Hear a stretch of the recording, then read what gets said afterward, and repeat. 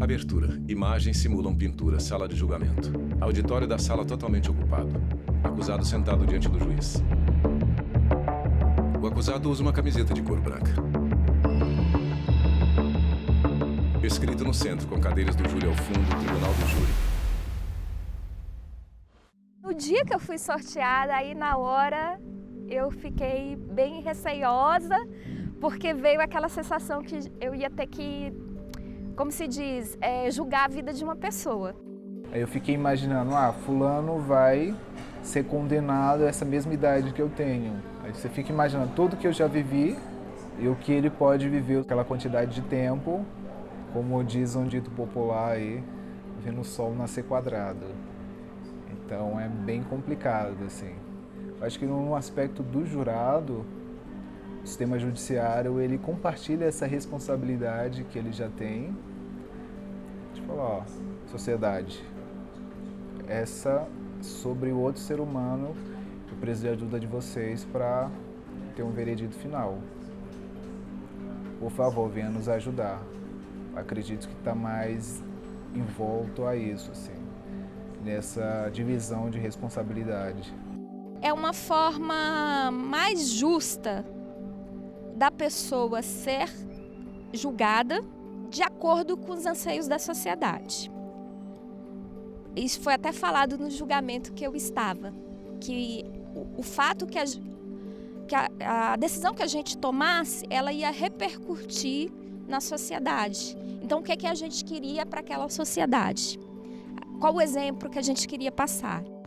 7 pessoas e um destino. No Brasil, quem comete crimes contra a vida é julgado pela própria sociedade, no Tribunal do Júri. O júri, ele foi pensado desde o início Ana Lúcia Pastori, antropóloga do direito, USP. Em que pares, cidadãos, cidadãs, julgariam os seus pares, outros cidadãos e cidadãs, de uma forma não exclusivamente técnica, como são os outros julgamentos só presididos, muitas vezes por um ou uma juíza ou um colegiado de magistrados. A ideia do Tribunal do Júri é que Marcelo Leite, promotor de justiça, MPDFT. Os iguais julguem os iguais, né? Então é muito importante ter essa garantia de que será julgado por pessoas, até para elas entenderem a situação que o réu viveu naquele momento e poder julgar se foi errado, se foi muito errado ou se foi certo. Isso surge no período especialmente feudal, numa época chamada Idade Média Central, em que havia uma Cristiano Paixão, professor de História do Direito, UNB. Nacionais, desorganização dos reinos e dos próprios centros de poder tradicionais, e houve uma descentralização da prestação da justiça. Nesse momento cresceu a atuação dos próprios cidadãos, dos próprios habitantes dos domínios feudais, na apreciação desses julgamentos. Vinheta. Tribunal do Júri foi constituído no Brasil em 1822. O Tribunal do Júri surge como forma de julgar questões criminais entre 1822 e 1824, mas de um modo muito específico que envolvia crimes ligados ao campo da imprensa. Em 1832, porém, com o surgimento de um novo Código de Processo Criminal, o júri ganha um grande protagonismo. Havia a possibilidade de julgar muitas questões criminais e algumas questões também cíveis passaram para a competência do Tribunal do Júri. E isso tem uma razão. Existem várias razões, mas uma delas é a influência inglesa, que tem uma forte tradição do Tribunal do Júri, e a outra, muito importante também, é o fato de que não havia tantos bacharéis em direito disponíveis. Ao longo do século XIX foram feitas algumas reformas que foram diminuindo um pouco o protagonismo do júri. Mas é a partir do período republicano que começam a surgir mais limitações voltadas à competência do júri, que acaba chegando à situação que nós temos hoje, que é apenas para crimes tentados contra a vida. Todas as constituições, desde a Carlos Praxedes, defensor de 1824, já previa o Tribunal do Júri, com exceção da Constituição de 1937, no Estado Novo. Embora em 38 um decreto-lei regulamentou a instituição no país. Então, eu diria, é uma instituição que tem a competência definida na Constituição, né, que julga crimes dolosos contra a vida e somente estes, né, também com as características da soberania dos vereditos, né, e também outras também definidas na Constituição. Então, competência para julgamento dos crimes dolosos contra a vida, sigilo das votações e plenitude de defesa. A Constituinte de 88 deixou bem claro esses marcos do Tribunal do Júri no nosso país. Constituição Federal, artigo 5º, inciso 38. É reconhecida a instituição do júri como a organização que lidera a lei e assegurados, a plenitude de defesa, o sigilo das votações, a soberania dos vereditos e a competência para o julgamento dos crimes dolosos Dentro contra a do Código vida. Penal, o catálogo que está lá com os códigos... Com os Fábio crimes Esteves, dolosos juiz do contra a vida, TJDFT. apresentam quatro tipos, né? O homicídio, o infanticídio, o auxílio, instigação ao suicídio e o aborto. Então, hoje nós temos esses 4 crimes para ser julgado pelos jurados. Caso esses crimes estejam conexos com outros, esses outros também vêm para o júri. Por exemplo, é muito comum as pessoas que praticarem homicídio com uma arma de fogo, portando ilegalmente arma de fogo. Então, vai julgar o crime de porte ilegal de arma de fogo. Também é comum as pessoas destruírem o cadáver, ocultar o cadáver. Então, tem um crime de ocultação de cadáver que vai para ali também. O crime de estupro, o crime de roubo, às vezes tem vários crimes que estão ligados ao homicídio, são todos julgados pelo Tribunal do Júri. Importante a palavra doloso contra a vida, porque a gente pode ter, tipo, um atropelamento, um crime culposo, não vai para o Tribunal do Júri. Pode ir, eventualmente, na questão de entender que ele aceitou o risco de produzir o resultado que a gente chama do dolo eventual. Por que os crimes dolosos contra a vida? Porque são os mais graves do Código Penal, né? A vida como o principal valor da nossa sociedade. A Constituição é muito clara, assegurando a plena defesa. Aos acusados, em processo judicial e administrativo, serão assegurados o contraditório e a ampla defesa com os meios e recursos a ela inerentes. Isso a todo e qualquer acusado.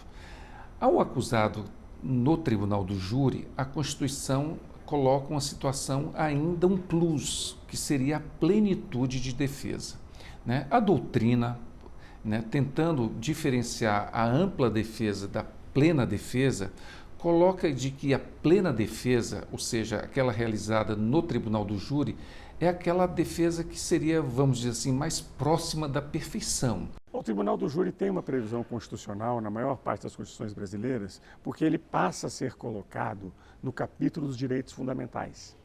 Ele passa a ser visto não apenas como uma norma de organização judiciária, mas ele passa a ser visto Cristiano como Paixão, direito professor de História do Direito, de serem UNB. julgados em algumas matérias apenas pelos próprios pares. Então ele começa a compor o rol dos direitos fundamentais de toda pessoa acusada. E nesse sentido ele está presente até hoje na nossa Constituição, na medida que o direito a um julgamento pelo Tribunal do Júri em crimes tentados contra a vida faz parte do rol de direitos fundamentais da atual Constituição.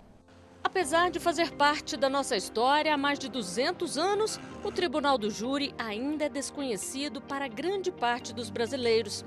E quando se fala nesse tipo de julgamento, muitos pensam nas imagens dos filmes americanos. Mas a nossa realidade é bem diferente, já que os Estados Unidos seguem o sistema jurídico do Common Law e o Brasil adota o Civil Law.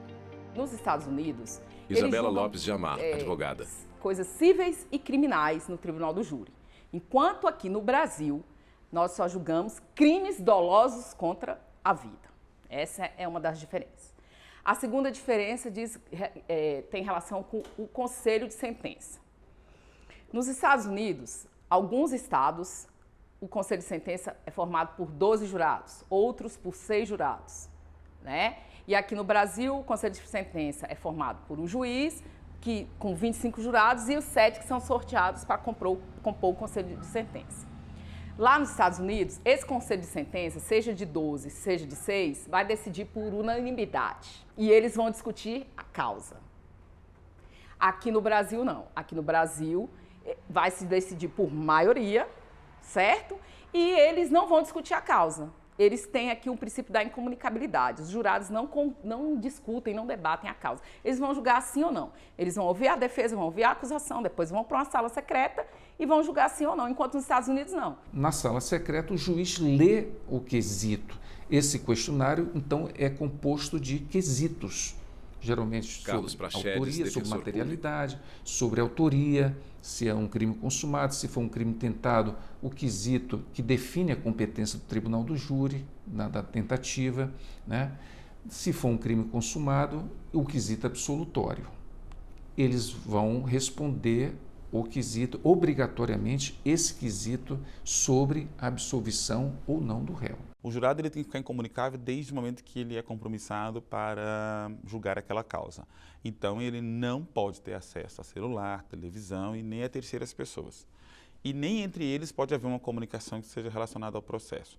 Então, nós aqui em Brasília eu já presidi júri de 7 dias, os jurados ficaram, então, no interior do prédio, acompanhados por 2 oficiais de justiça 24 horas, para que fosse garantido que eles não tivessem nenhum tipo de acesso que quebrasse a sua incomunicabilidade.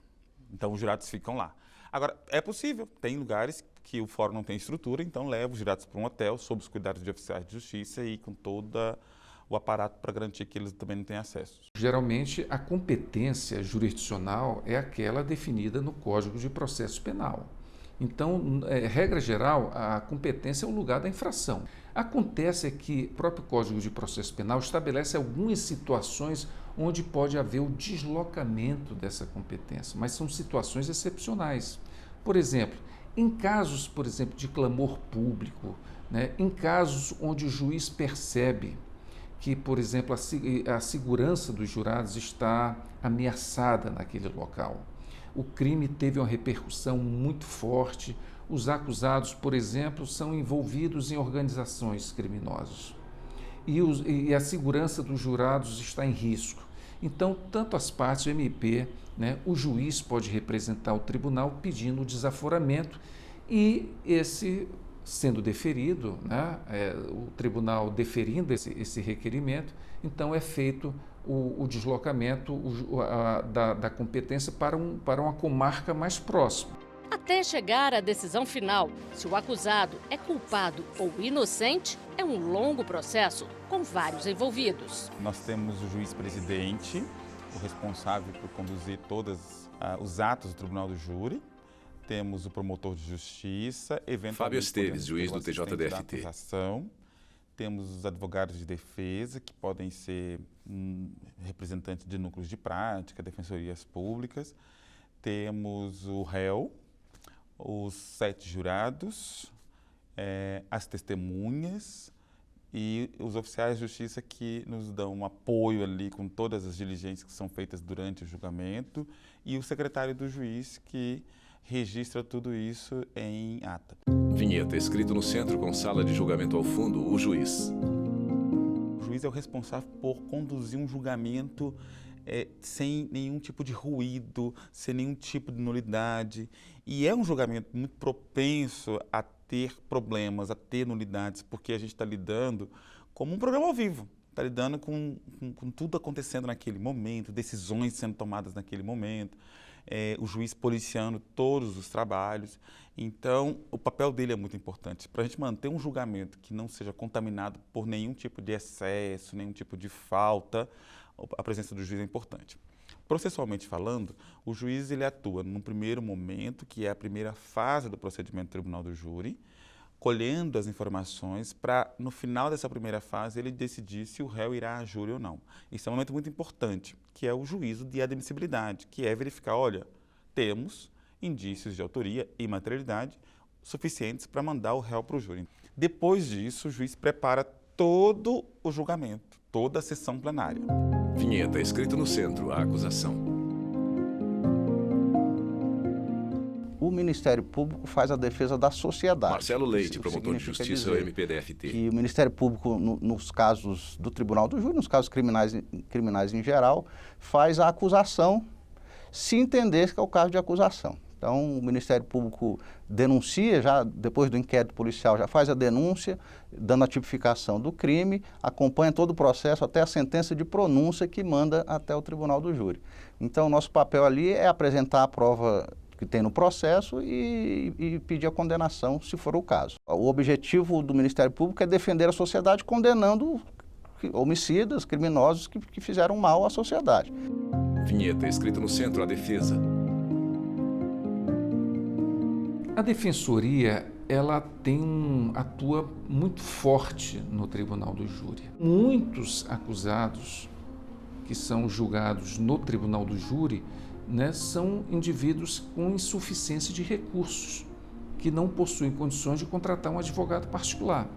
Então, nesses casos, né, nos locais, nesse país onde há defensoria pública organizada, né, o Estado assegura a esse acusado, né, a assistência por um membro da defensoria pública. Código de Processo Penal, artigo 447. O Tribunal do Júri é composto por um juiz togado, seu presidente, e por 25 jurados que serão sorteados dentre os alistados, 7 dos quais constituirão o conselho de sentença em cada sessão de Nenhuma julgamento. pessoa pode ser discriminada. Isabela nem por Lopes de Amaro, cor, nem advogada. por classe social, nem por orientação sexual, nem por nada disso. O serviço do júri é um serviço obrigatório no Brasil. Então, o jurado, para ele não participar do serviço do júri, ele tem que apresentar uma justificativa, ou porque ele tem uma doença, ou porque ele tem algum cargo comissionado de responsabilidade do qual ele não possa se afastar, ou porque ele realmente tem algum filho doente, alguma justificativa realmente plausível que ele não vá poder realmente servir ao júri. Aí o juiz vai analisar e dispensá-lo. Mas a partir do momento que ele é convocado, ele tem que comparecer sob pena de multa de 1 a 10 salários mínimos, a depender da condição econômica dele. Vários juradas e jurados declaram que, se pudessem escolher, não julgariam. Mas é uma obrigação, né, legal, quando Ana alguém Lúcia Pastore, convocado antropóloga do para direito, ser USP. jurado, comparecer ou justificar muito, né, com muita precisão, porque não pode assumir. Agora, há outras formas de ser jurado no Brasil que não sendo convocado, por exemplo, pelas listagens eleitorais, né? Isso está previsto no Código de Processo Penal. Uma pessoa, você, eu, qualquer um de nós, pode comparecer num fórum criminal e dizer que quer ser jurado. A cada julgamento, acusação e defesa podem recusar 3 jurados cada, sem apresentar justificativa. O Ministério Público busca sempre procurar informações mais genéricas, como, por exemplo, se a pessoa tem antecedentes criminais, porque não pode ter, né? Tem que fazer essa conferência. Se a pessoa tem algum parente preso, isso também pode influenciar de alguma forma. Em alguns júris, posicionamentos até políticos podem influenciar, então a gente pode fazer esse tipo de pesquisa também. Mas é uma pesquisa, diria, até rasa, né? Não é tão aprofundada como a gente vê nos filmes americanos. Nós temos acesso a essa lista, né? E a gente realmente faz uma busca a respeito um pouco daquela pessoa que vai servir no júri. Em Brasília, sim, por exemplo, recebemos a lista dos jurados que vão servir no mês, então a gente procura fazer um levantamento, quem é o do perfil político desse jurado, do perfil social dele, né? Quais são as suas concepções, né? Claro que isso poderia ser melhor realizado, mas é o que a gente tem.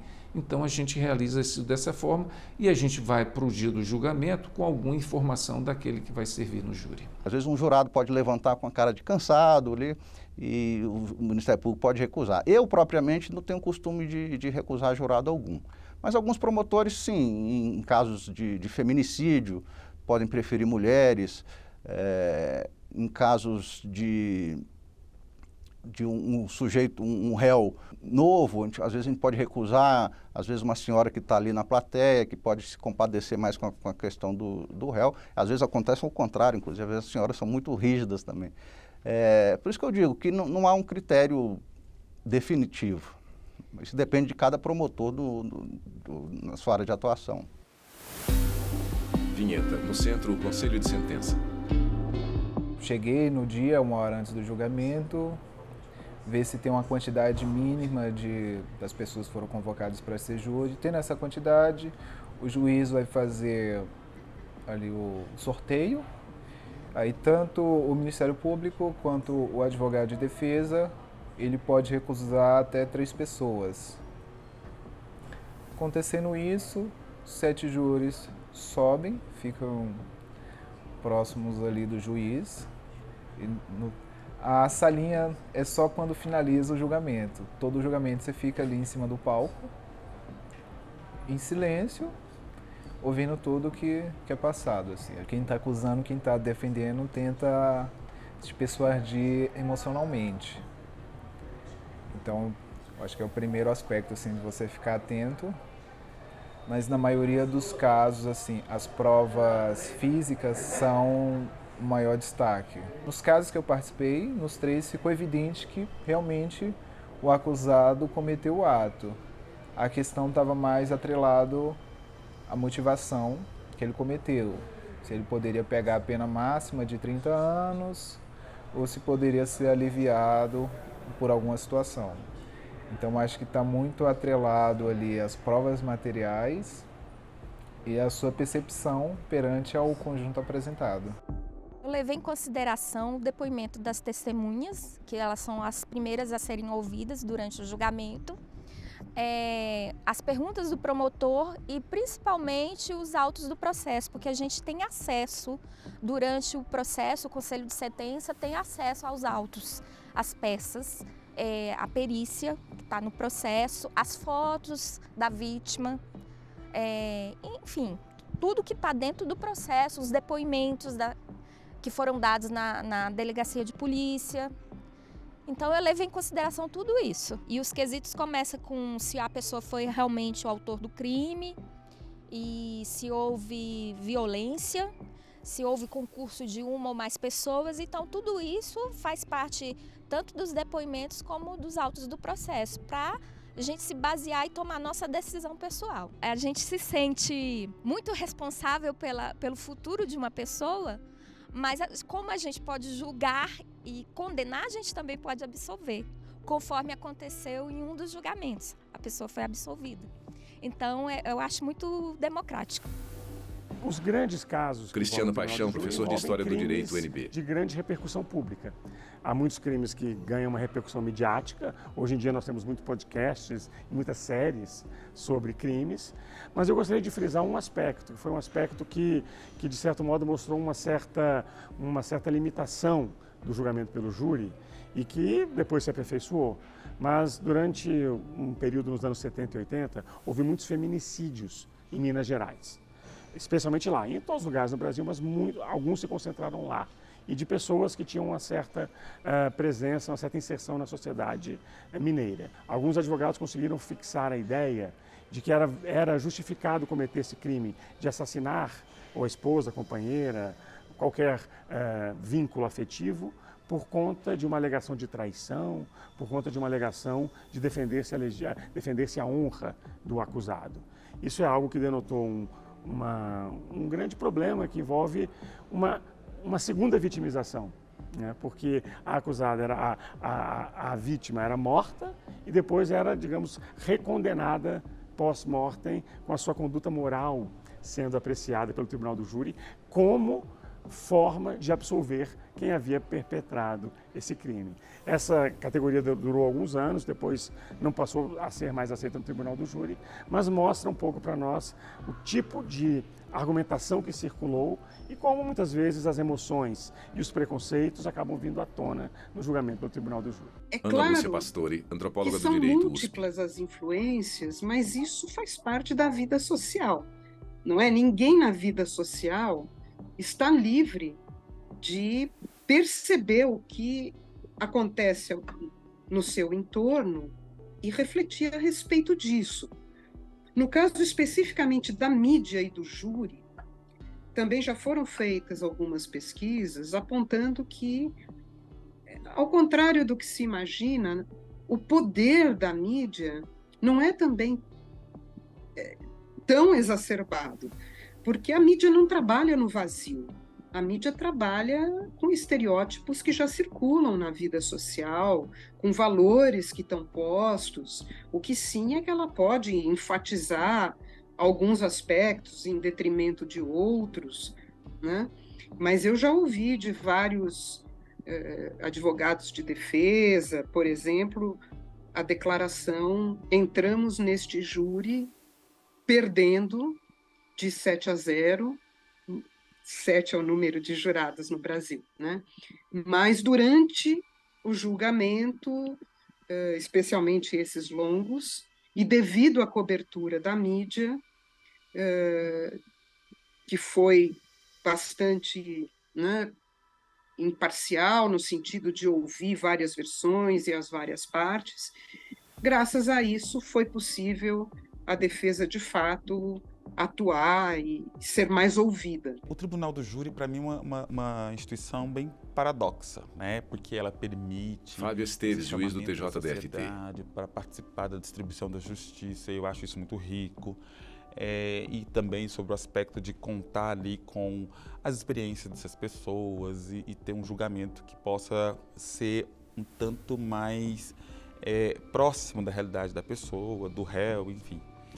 Mas a maneira como nós trabalhamos com o júri, eu vejo como um problema. Por exemplo, o fato de nem sempre esse corpo de jurados ser um corpo de jurado diverso, ser um corpo de jurado que tem que nós chamamos de transversalidade social, ou seja, represente as pessoas que estão lá junto do réu. Isabela Lopes de Amaro, advogada. Para que o júri realmente seja uma instituição democrática é aproximar a sociedade do júri.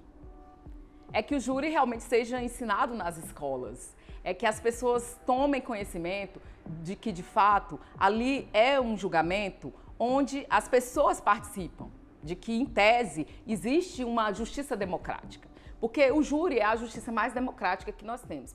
Imagem desfocada. Tribunal do Júri em sala de julgamento durante sessão. Créditos finais. Direção Betânia Victor Veiga. Diogo Ramos e Guilherme Melo. Chefia de produção Tamires Amaral. Chefia de reportagem Priscila Rositeiro. Produção Bárbara de Alencar. Roteiro e edição Flávia Metzger. Assistentes de produção Ana Rita Almeida. Imagens Francisco Cosmo, Jefferson Martins e Lúcio Ribeiro. Assistência técnica Carlos Ferreira, Cláudio Júnior, Kleber Leite e Paulo Passa. Montagem e finalização Neuber Tavares. Direção de arte Sérgio Coelho Júnior. Videografismo Leonardo Veloso. Agradecimento aos Tribunais de Justiça de Alagoas, Ceará, Goiás, Maranhão, Pará, Paraná, Rondônia, Roraima e Sergipe. Núcleo de Programação Rosa Wazen. Núcleo Técnico Fábio Guedes. Núcleo de Produção de Programas Flávia Soledade. Supervisão. Coordenadoria de Gestão da TV e Rádio Justiça, Secretaria de Comunicação Social, STF. Realização TV Justiça Essencial 2023.